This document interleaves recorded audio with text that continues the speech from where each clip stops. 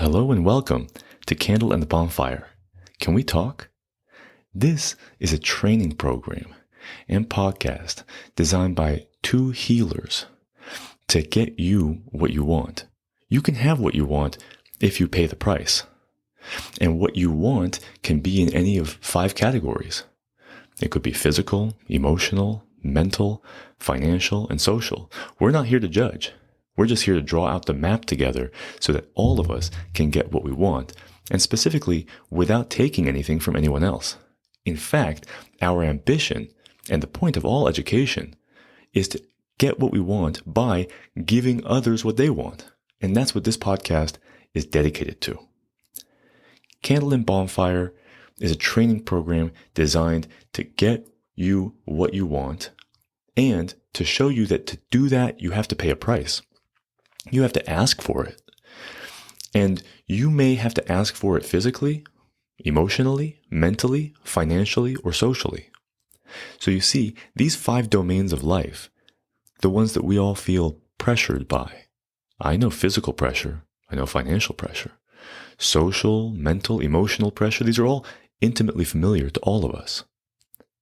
The key is that we can open our minds to our heart's desires when we expand our conceptualization of what's available to get, as well as what's available for us to pay with.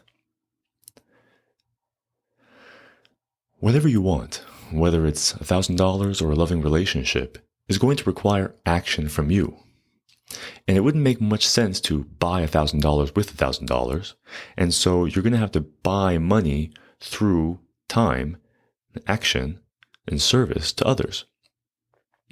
It wouldn't make sense to buy a relationship with a relationship unless you had to give up one relationship to get into another. So whatever you want, there will be some payment involved. You might have to give up an attitude in order to get what you want. You might have to give up a secret. But whatever it is that you want, there is a price to pay for it.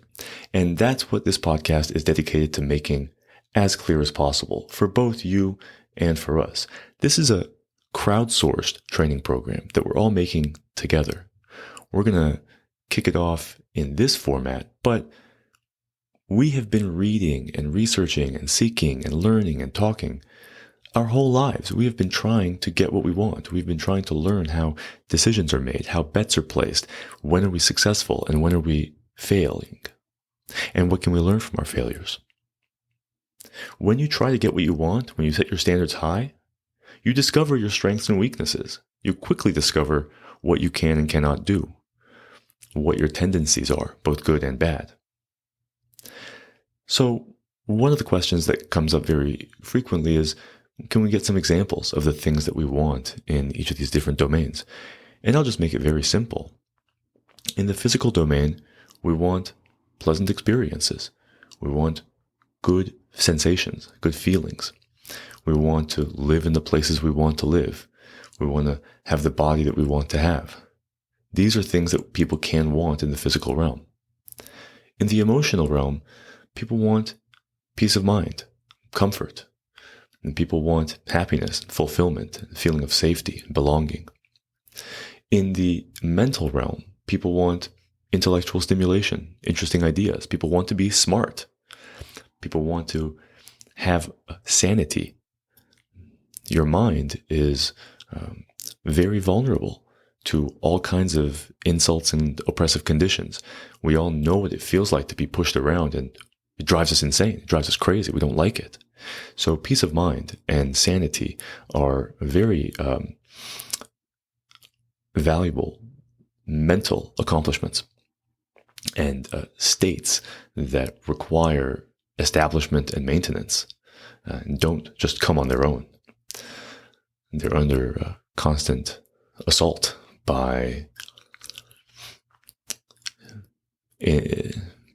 inconvenience and not getting our preferences. As far as the financial world goes and our financial bodies, we obviously want money. We want financial solvency. We want to be able to buy things that we want to buy. We don't want to be desperate and broke and indebted to the wrong people. Socially, we want to be around people that we like. We want really a mutual admiration society. We want to be admired by people, and we want people to admire us. We want to have a good reputation, and we want to spend our lives being a positive influence on ourselves and on others. And we want to be around people who are a positive influence on us. So we fall short of all of these utopian visions, but it's obvious what we work so hard for. It is to get as close to them as we possibly can. Now, another question that comes up is, what do we do when we can't get something? When we have tried to find a next possible step to get closer to acquisition. And the Serenity Prayer actually collapses that apparent duality into a single experience, because the Serenity Prayer asks for the strength to change the things that we can, and the patience or forgiveness to live with the things that we cannot change, and the wisdom to know the difference. So even when we cannot change something, we still want something. And what we want is to have peace with the fact that we cannot change that circumstance. And so even that falls into the umbrella, the all-inclusive umbrella of trying to get what we want. So what you want could be for you or for someone else. And what you want could be physical, emotional, mental, financial, or social. But whatever you want, there is a price to pay for it. There's an action you have to take, something you have to give. Could be time, could be ego, could be money, could be a relationship. But there is always a price to pay for whatever it is that you want. And since your knowledge is imperfect and my knowledge is imperfect and we don't know what's around the corner, every investment that we make, every attempt that we make to try to buy something, the way we're describing it here, to get what you want and pay the price, is actually a bet. There is no guarantee that we're going to get the thing that we're trying to get by making the payment. And that itself is one of the payments. Voluntary encounter with uncertainty and discomfort is definitely one of the crucial payments that all of us have to make in order to move our lives forward in any way. So there's a lot more to say on this, but this is an introductory episode, and so we welcome you. I want to just briefly give you the entire map before we dive into future episodes where we disentangle a lot of confusion and vocabulary that prevents us from getting what we want. The brief summary of the entire map is that there are 5 domains, which I've alluded to several times: the physical, emotional, mental, financial, and social domains.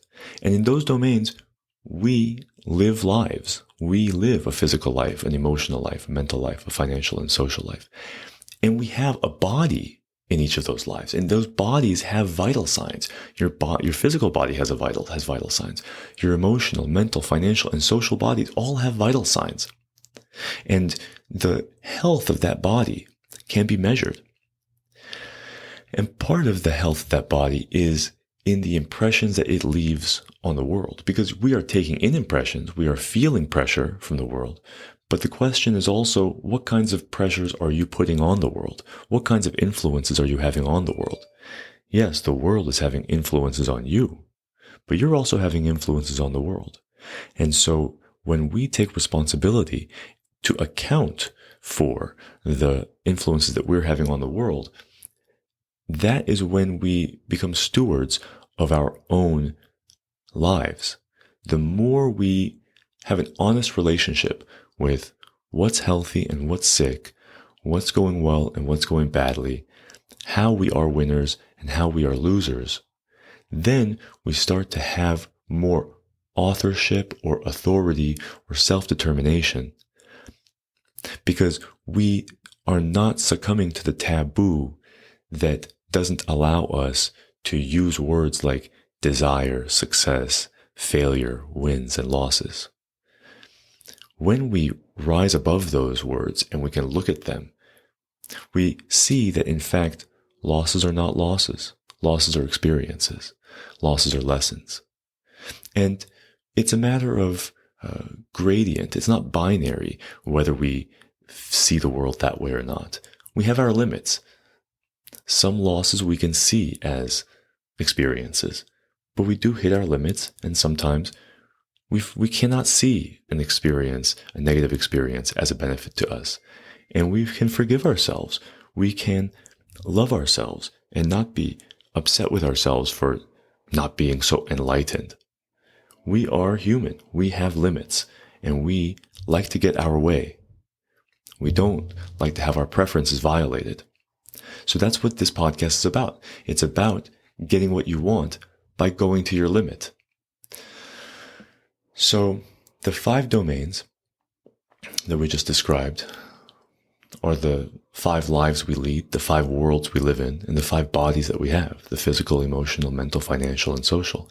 The key distinction is that the physical world is the only one that's bound by the laws of thermodynamics that describe that no matter or energy can be created or destroyed. That's true. No matter or energy can be destroyed, but new information and energy can be unlocked, like when the human mind penetrated the atomic nucleus and changed the world forever, or when the human mind penetrated the human nucleus and changed the world forever. We all of a sudden had unlocked energy and information that was there all along, but which we had not accessed, and therefore we could not leverage. But when that happened, there was no matter or energy created or destroyed, but something changed in a major way. So the creation and destruction of matter and energy cannot be done, but the uncovering of information and new ideas certainly can be. And when you give me your idea, you still have it. So it's not a zero-sum world. Whereas the physical world is, the mental, emotional, financial, and social worlds are positive sum, finite games, wherein performance does not require competition. So those are the 5 domains. The 4 actions that we can take in the 5 domains and with the objects we find in those 5 domains are canceling them, calling them out, calling them in, and calling on them. So we'll talk more about those 4 actions, those 4 tools in coming episodes. There are 3 laws of acquisition. So there's 5 domains, 4 actions, 3 laws. And the 3 laws are the law of pursuit, which says that if you want something, you got to go get it.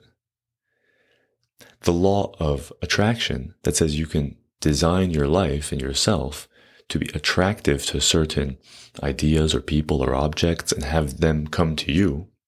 And finally, the law of creation, that describes a non-dual state in which you are creating through your life and mind the things that are valuable to you.